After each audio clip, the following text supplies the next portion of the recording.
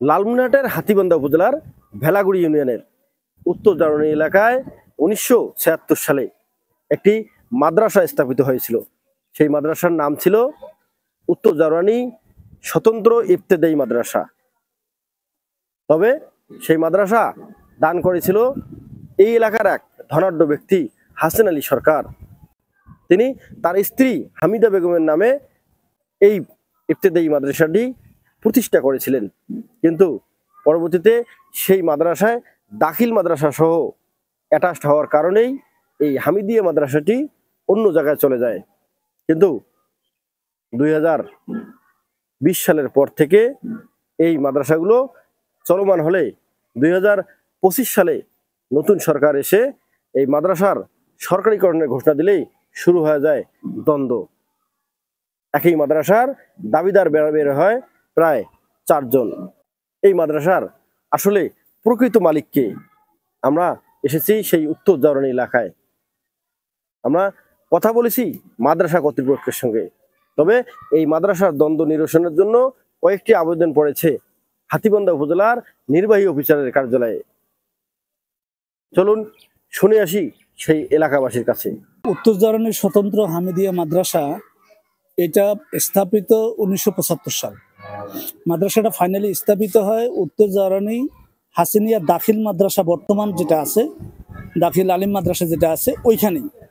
এটা 1975 সালে ওখানে যখন করা হয়, করার পরে 1980 সালের দিকে এসে 85 সালের দিকে এসে 80 সালের দিকে এসে ওই মাদ্রাসাটা দাখিল সহ ইবতেদায়ীর আরেকটা অনুমোদন পায়।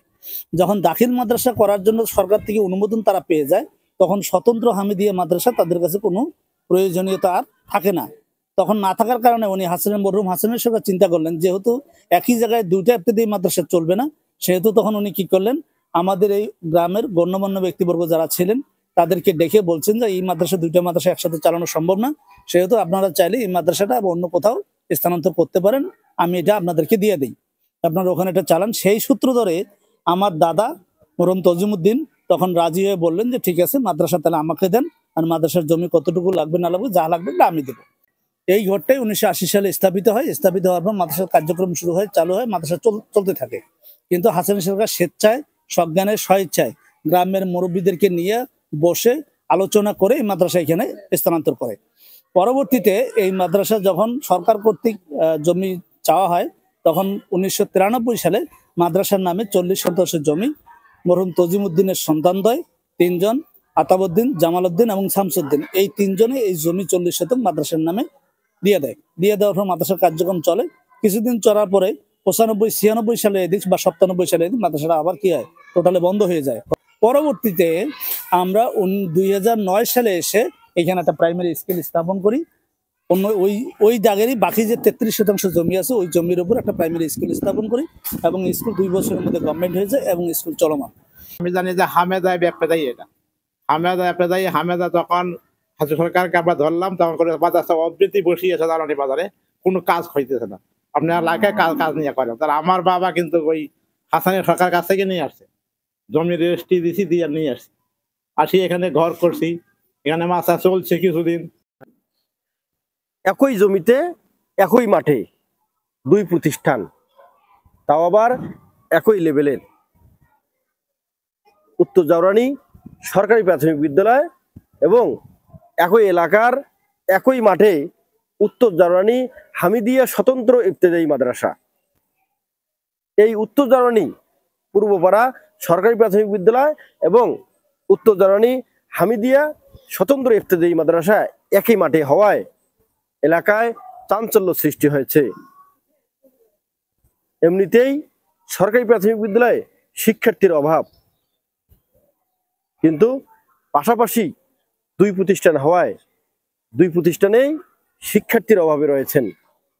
তবে উত্তর জারণী সরকারি প্রাথমিক বিদ্যালয়ের প্রধান শিক্ষক তিনি জানিয়েছেন, পাশাপাশি প্রতিষ্ঠান হওয়ায় তাদের শিক্ষার্থী কমে যাচ্ছে।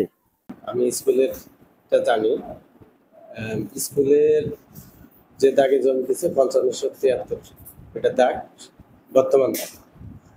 এই দাগে মোট 34 শতক জমি ছিল, 34 শতকের মধ্যে 33 শতক করা দিচ্ছে 3 ভাইয়ে। আর বাকি 1 শতক আছে এখন, ওই জায়গায় আছে অবশিষ্ট। এটা নিয়ে আমরা স্কুল করছি এবং স্কুল চলছে। মাদ্রাসা কোন জায়গায় আছে?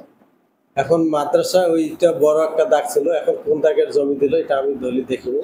আসলে আমরা যখন এই প্রতিষ্ঠানটা প্রথমে করি তখন প্রায় 200 জন ছাত্র ছাত্রী ছিল।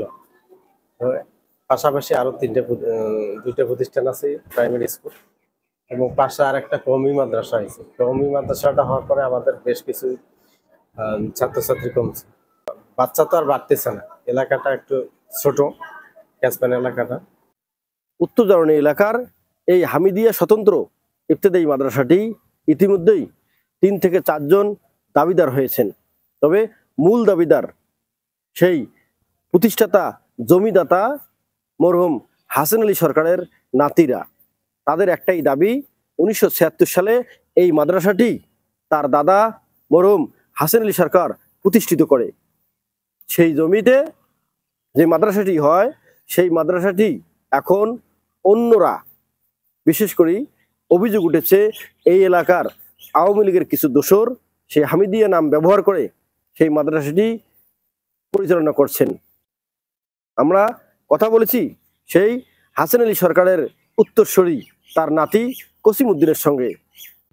1976 সালে আমার দাদা মরহুম হাসান আলী সরকার এখানে একটা স্বতন্ত্র মাদ্রাসা, হামিদিয়া মাদ্রাসা মানে তৈরি করে। তারপর এখানে আলিম ও দাখিল মাদ্রাসা সরকারি প্রতিষ্ঠিত হয়। ওই মাদ্রাসাটা এখন স্থগিত। তারপর এই ব্যবস্থা আছে।